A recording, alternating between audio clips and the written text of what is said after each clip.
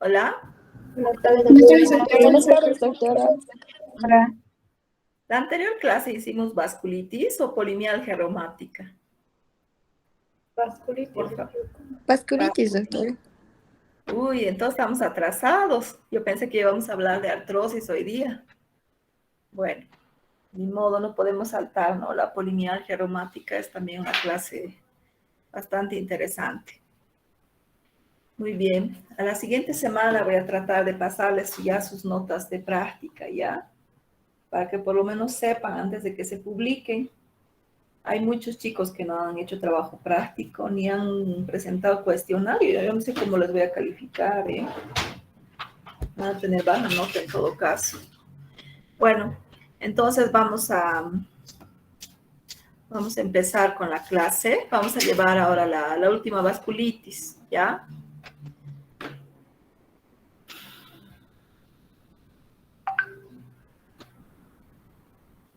Yo estaba pensando que íbamos a llevar ¿cómo se llamaba? Que íbamos a pasar a avanzar hoy día artrosis. No puedo creer, artrosis y osteoporosis, lo más interesante está casi al final y con todos estos problemas, capaz no se pueda cumplir con el calendario, ¿no? A ver, polimialgia reumática, vamos a ver.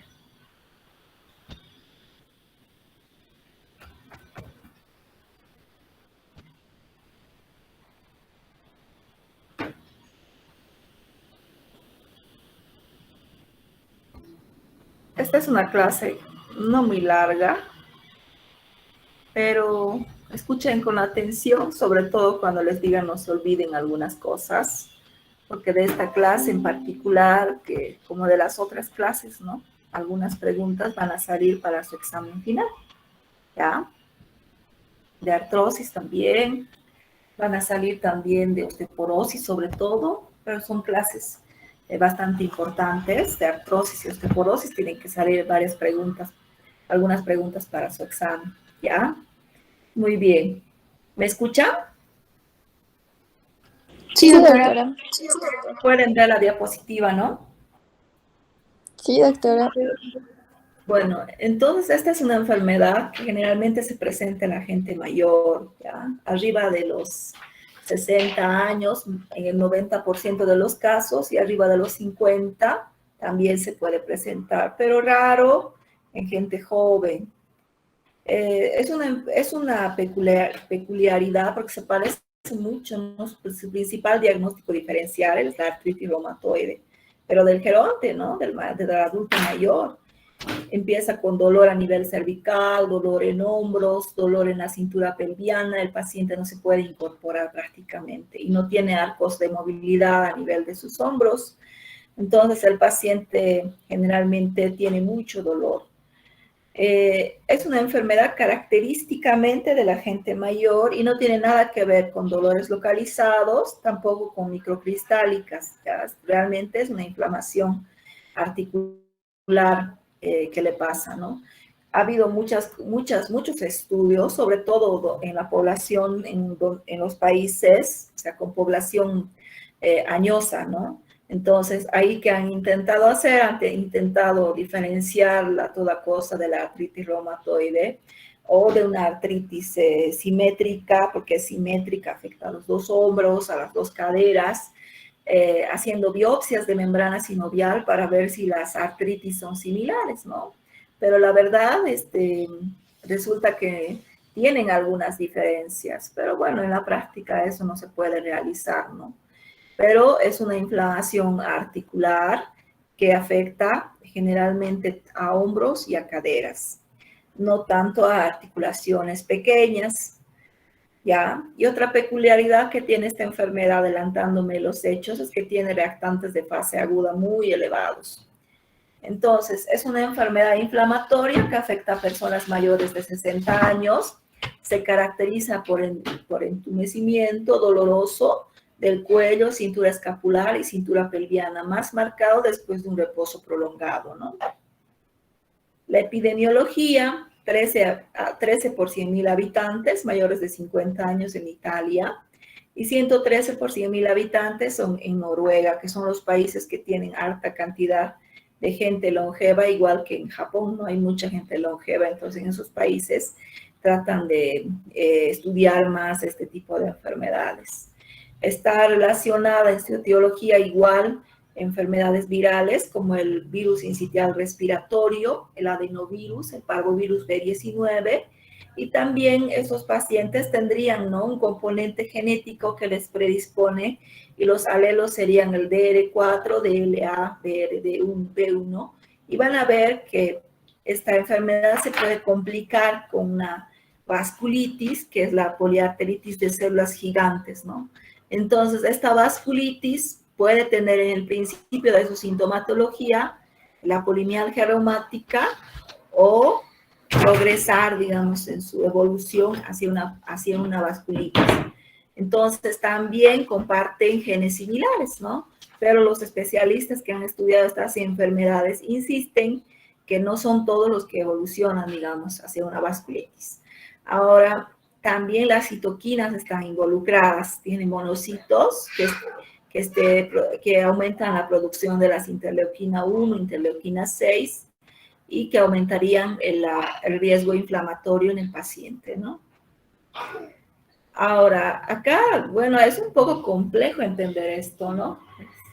Es un poco cantinflesco, digamos, decir que un 10% de los pacientes con polimialgia reumática desarrollan arteritis de células gigantes y decir que un 60% de los pacientes con arteritis de células gigantes, que es una vasculitis de vasos grandes, tiene clínica de polimialgia reumática. Entonces, lo que yo pienso que hay que hacer siempre que veo un paciente mayor con una simetría de dolor a nivel de los hombros y a nivel de las caderas, con movimientos a nivel de las caderas y los hombros con dolor, entonces lo que hago siempre es vigilar, ¿no? Vigilar.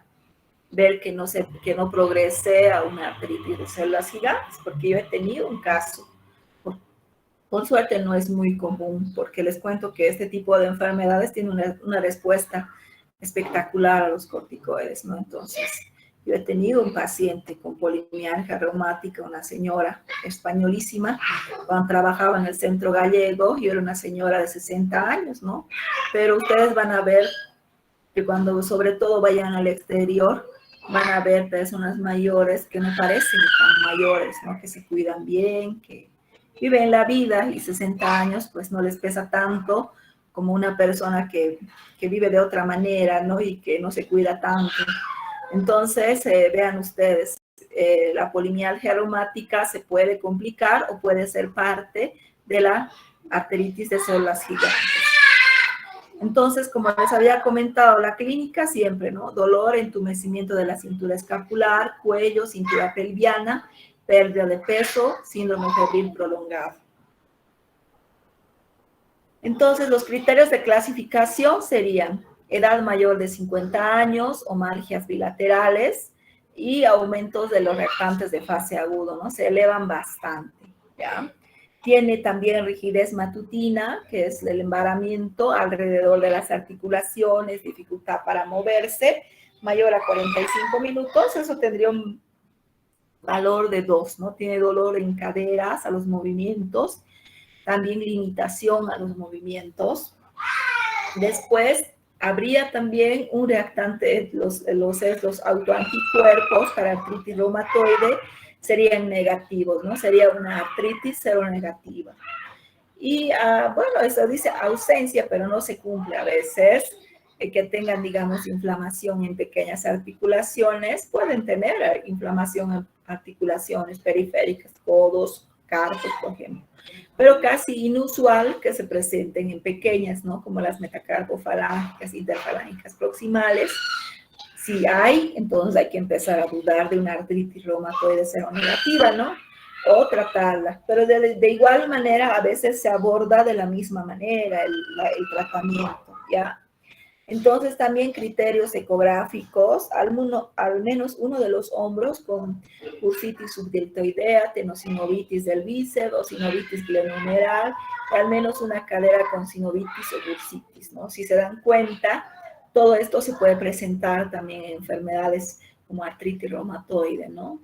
Entonces, o ambos hombros con bursitis, subdeltoidea, tenosinovitis del bíceps, sinovitis glenohumeral, ¿no? Inflamación de la membrana sinovial, la sinovitis. La tenosinovitis, ustedes saben que es la inflamación de la vaina tendinosa, ¿no? Entonces, va a tener igual rigidez mayor a 30 minutos o 45 minutos. Después va a tener dificultad para realizar los arcos de movimiento en los brazos, sobre todo a nivel del hombro. Por tanto, tendrá dificultades para vestirse, peinarse, todo, ¿no? Y también el paciente con polimialgia reumática tendrá mucha fatiga, depresión, también algunos se cronifican y empiezan a tener anorexia, pérdida de peso, pueden tener fiebre moderada. Ahora, cuando la fiebre es intensa y la fatiga es intensa, hay que sospechar de... Espérenme un minutito, por favor. Espérame.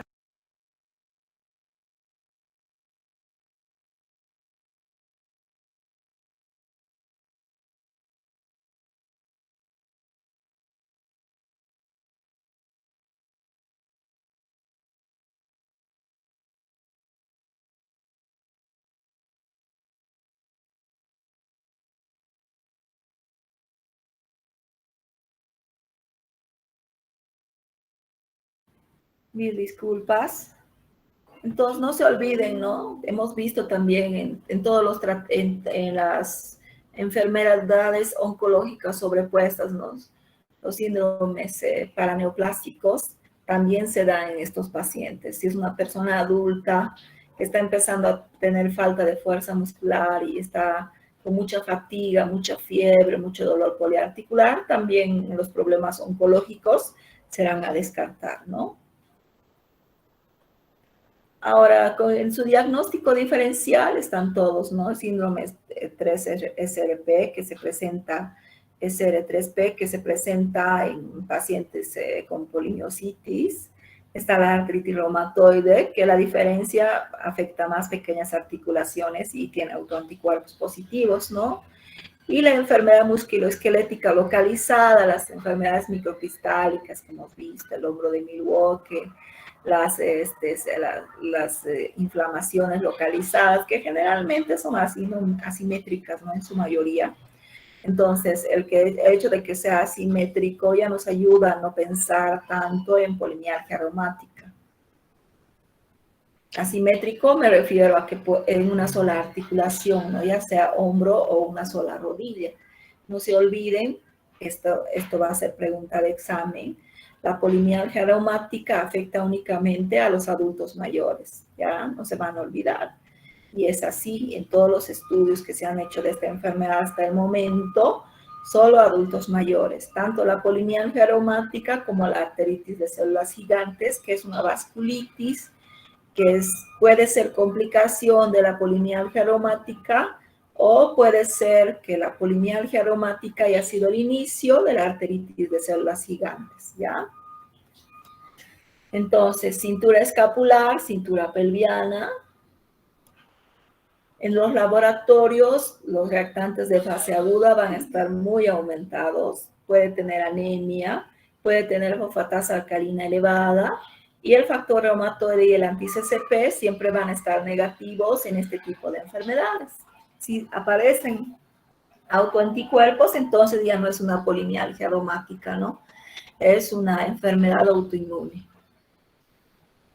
Entonces, este flujograma vamos a ver sospecha clínica mayor de 50 años, dolor bilateral en hombros, dolor bilateral en caderas, rigidez matutina, mayor a 45 minutos, duración mayor a un mes, elevación de la BCG y la PCR. En su diagnóstico diferencial puede ser por infecciones, puede pasar lo mismo. Puede ser una fibromialgia, un cáncer activo, por ejemplo, puede tener esa sintomatología, las espondiloartritis, las artritis reumatoides, las miopatías inflamatorias, todas las autoinmunes, ¿no? Y las condiciones locales que ya les había comentado, que las, digamos, las tendinitis de manguito rotador, la trocanteritis a nivel de las caderas, o ya sean primarias o secundarias enfermedades microcristálicas, generalmente van a ser asimétricas, va a ser en una sola articulación. Eso les va a ayudar a hacer la diferenciación, ¿ya? Bueno, el tratamiento con corticoide, igual es un tratamiento largo, no es un tratamiento simple, implica varios meses, incluso hasta años, ¿ya? Y hay que vigilar al paciente y obviamente utilizar corticoides según las comorbilidades del paciente. Ahora, la arteritis de células gigantes es como un trabalenguas, ¿no? Que puede iniciarse sola, ¿no? O puede ser una complicación de la polimialgia reumática o dentro de la sintomatología. Siempre ha sido, digamos, una arteritis de células gigantes, siempre ha sido una vasculitis que ha empezado como una polimialgia reumática, ¿no? Entonces no se ponen aún de acuerdo los investigadores sobre este tema. Sigue siendo, digamos, medio trabalenguas para mi gusto. Pero es un trastorno que causa inflamación de las arterias del cuero cabelludo, del cuello y de los brazos, ¿no? Entonces es una complicación grave en el paciente. Cualquier vasculitis, ustedes saben, todas las vasculitis tienen alto riesgo de mortalidad, ¿no? Porque son vasos sanguíneos que se pueden ocluir, se pueden obstruir y obviamente provocarán isquemia donde se obstruyan, ¿no?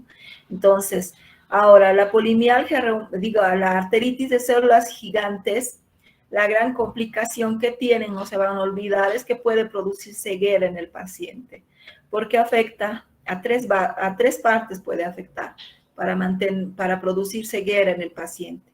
Puede afectar las arterias oftálmicas, 1, las arterias ciliares posteriores, 2, puede afectar la arteria central de la retina, 3, o puede afectar la parte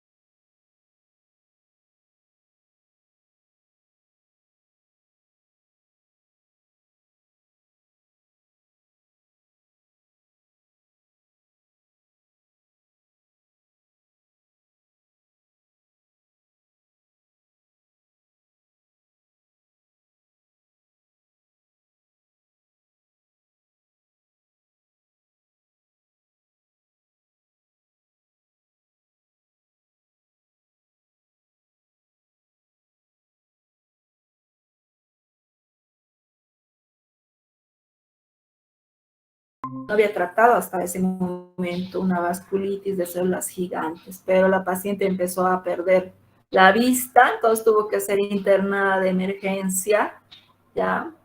Y bueno, tuvo que hacerse, ¿no?, el tratamiento de la vasculitis con la inmunosupresión y los pulsos de corticoide. Obviamente su diabetes se fue, pero terrible, pasó a insulina. Ese mismo día, con el primer pulso, pasó a la insulina. Y estuvo mucho tiempo con insulina porque seguía requiriendo dosis altas de corticoide, pero obviamente la paciente estaba desesperada, ¿no? Entonces ella creo que venía día por medio para ver si estaba ya, para que le pide estudios, para que le pueda bajar los corticoides. Ya, primero bajar los corticoides, después obviamente quería que se los retire, ¿no?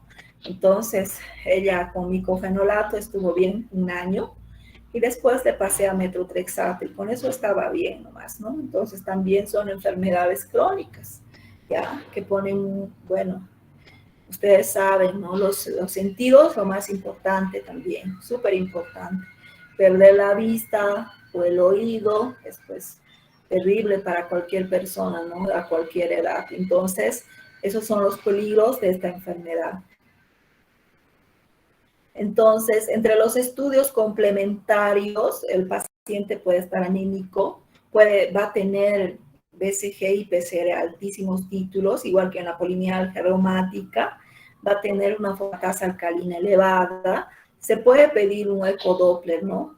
Es bastante específico, el flujo será disminuido en la arteria temporal, el halo hiperecoico alrededor. También se puede pedir una resonancia magnética contrastada, donde se observa engrosamiento de la pared vascular, diámetro disminuido de la luz, una biopsia, donde mostrará la panarteritis con formación de granulomas de células gigantes. Entonces acá podemos ver el ecodoppler, cómo se va engrosando, ¿no? Hay un engrosamiento parietal hiperecoico a este nivel y luego empieza a disminuir la luz del vaso. Hay una obstrucción incluso en algunas situaciones y los aneurismas, ¿no?, que se van formando también. Entonces nos da bastante el ecodoppler, porque es un vaso grande, se puede ver, pero cuando son vasos pequeños, generalmente el ecodoppler no ayuda mucho, ¿no? Son más los estudios contrastados los que nos van a dar mayor resultado. Entonces acá podemos resumir los principales, los más frecuentes, ¿no? 30-80% dolor de cuero cabelludo, cambios en la arteria temporal, claudicación mandibular. Entonces la cefalea es intensa, frecuentemente localizada y pulsátil. Hay sensibilidad en el área temporal que aumenta con la palpación al peinarse y al ponerse los lentes. Generalmente las arterias son sensibles, gruesas, con nódulos. Puede ser inducida al comer o hablar la claudicación mandibular, ¿ya? Y después los síntomas oculares, que pueden ser poco frecuentes, pero generalmente pasan. Es la complicación más terrible en el paciente. Hay una pérdida visual o parcial o total, amaurosis fugaz, ceguera uni o bilateral permanente, déficit de músculos oculares externos. Entonces el paciente puede perder la vista inevitablemente a veces, si uno no hace el tratamiento de manera urgente, ¿ya? Y después puede tener disfagia dolorosa, síntomas respiratorios, porque no se olviden que puede afectar las arterias bronquiales también, ¿no? Puede tener una claudicación tanto de brazos como de mano, porque puede afectar a los vasos de miembros superiores, alteraciones del pulso, isquemia a nivel del sistema nervioso central muy poco infrecuente por insuficiencia vertebrovascular o alteraciones del equilibrio, ceguera cortical o confusión. Después puede haber una claudicación de la lengua, dilatación de la aorta proximal, infarto de miocardio, neuropatía periférica, sordera, gangrena tisular también, ¿no? A nivel sistémico, presenta aumento de proteínas, anemia, puede haber mialgia reumática, gran compromiso general que se va a manifestar con fiebre, anorexia, baja de peso, astenia, dinamia, sudoración nocturna y depresión. Aunque en esos casos hay que buscar otras causas más, ¿no? Que puede ser un síndrome paraneoplásico también, ¿ya? Y las sinovitis periféricas a nivel de los hombros y muñecas se pueden presentar, pero es poco frecuente, ¿no? Entonces, el tratamiento es largo, igual. Si usa corticoides a un principio, si el paciente tiene a nivel de la arteria temporal signos de ceguera o peligro de ceguera, se utiliza inmunosupresores, ¿no? Un pulso corticoide, se puede usar ciclofosfamida también, lógicos. Ahora, para mantenimiento, se puede mantener con corticoide mucho tiempo y también con inmunomoduladores, ¿no? Entonces, vean ustedes, como en todo paciente con tratamiento crónico de corticoide, habrá que darle, ¿no? Algo para que no se descalcifique. Después, el seguimiento se hará al paciente clínicamente y también se verá un poco la parte de lactantes en fase aguda para ver si están respondiendo o no al tratamiento. Entonces, esta clase espero que les haya quedado bien a todos, porque es una enfermedad que suele existir, ¿no? Y que lo más peligroso siempre de la polimialgia reumática va a ser que evolucione a arteritis de células gigantes. Y si es una arteritis de células gigantes, puede cambiar la vida del paciente si uno no hace un tratamiento adecuado y a tiempo. ¿Alguna pregunta? Bueno, chicos, un placer pues haberles dado la clase. Nos vemos la próxima con artrosis, ¿ya? Que les vaya bien. Hasta luego. Hasta luego, doctora. Gracias. Hasta luego, doctora.